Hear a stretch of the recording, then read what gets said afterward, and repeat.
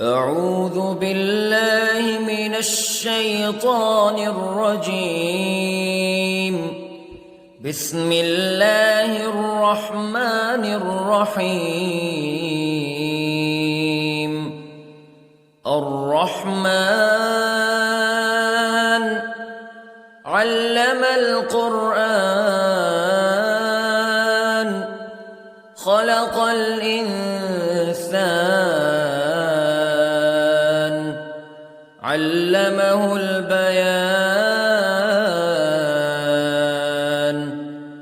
الشمس والقمر بحسبان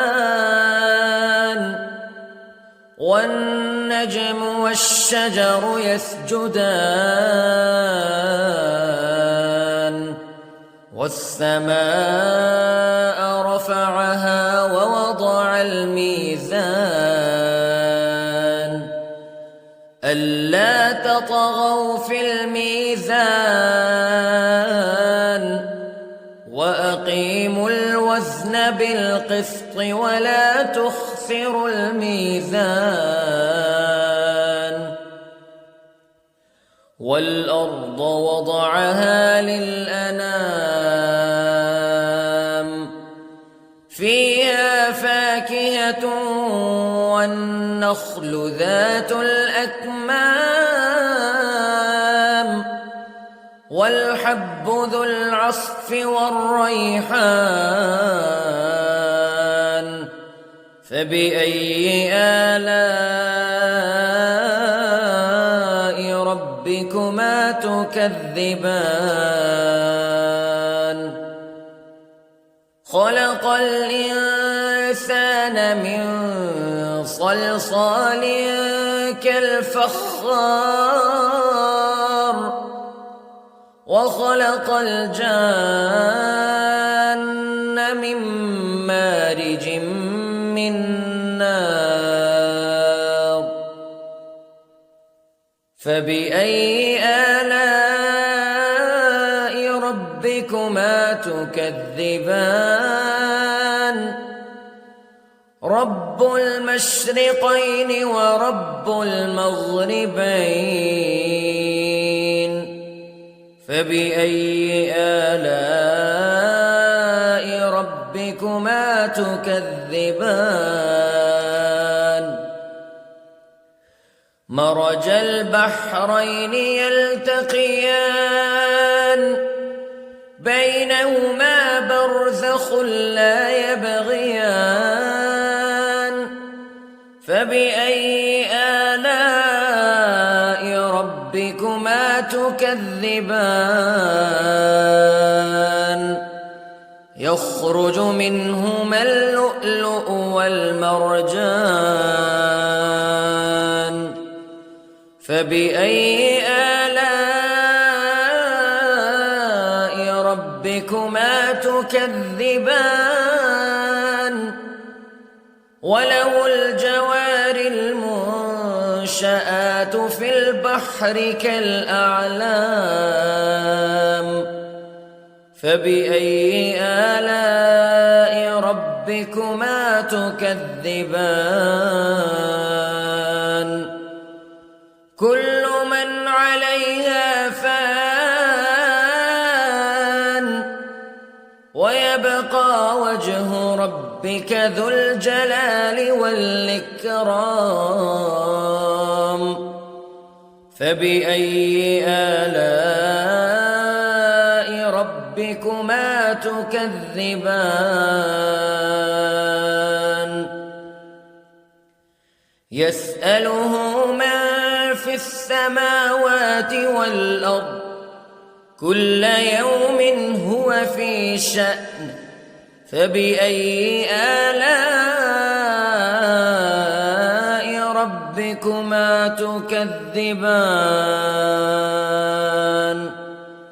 سنفرغ لكم أيها الثقلان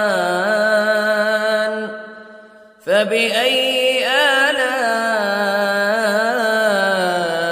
ربكما تكذبان.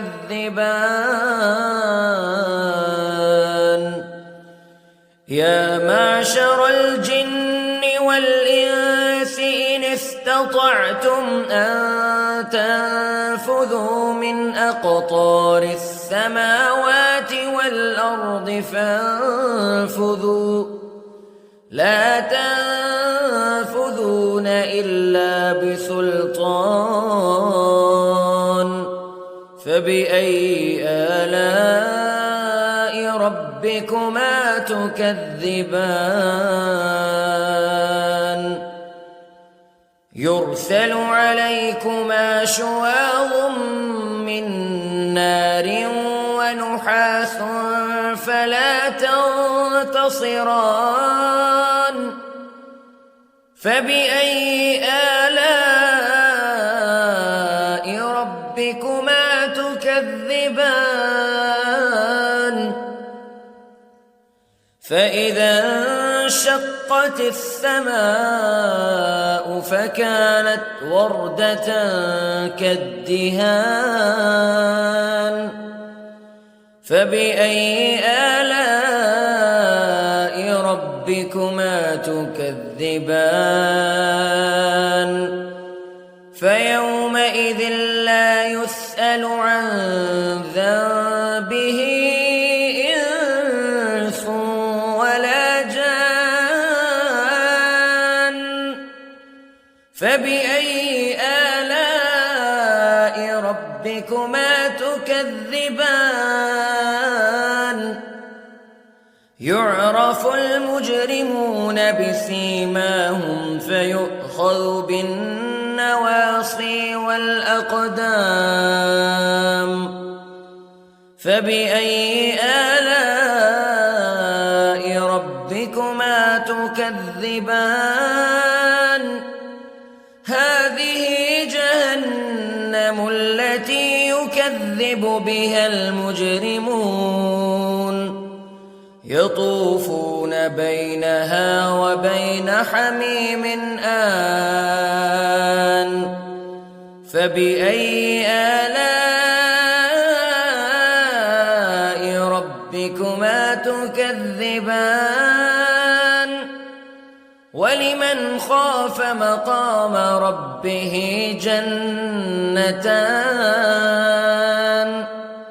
فبأي آلاء ربكما تكذبان ذواتا أفنان فبأي آلاء ربكما تكذبان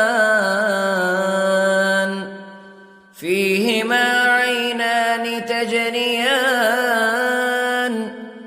فبأي آلاء ربكما تكذبان فيهما من كل فاكهة زوجان فبأي آلاء ربكما تكذبان متكئين على فرش بطائنها من استبرق وجنى الجنتين دان فبأي آلاء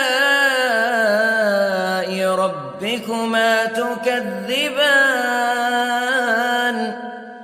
فيهن قاصرات الطرف لم يطمثهن إنس قبلهم ولا جان فبأي آلاء ربكما تكذبان كأنهن الياقوت والمرجان فبأي آلاء ربكما تكذبان هل جزاء الإحسان إلا الإحسان فبأي آلاء ربكما تكذبان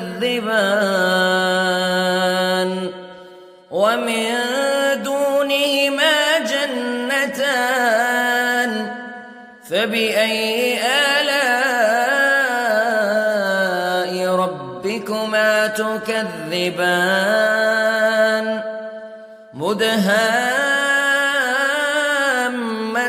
مدهامتان فبأي آلاء ربكما تكذبان فيهما عينان نضاختان فبأي آلاء ربكما تكذبان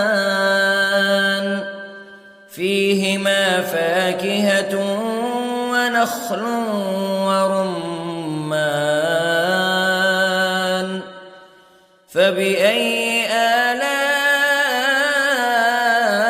ربكما تكذبان فيهن خيرات حسان فبأي آلاء ربكما تكذبان حور مقصورات في الخيام فبأي آلاء ربكما تكذبان لم يطمثهن إنس قبلهم ولا جان فبأي آلاء ربكما تكذبان متكئين على رفرف خضر وعبقري حسان فبأي آلاء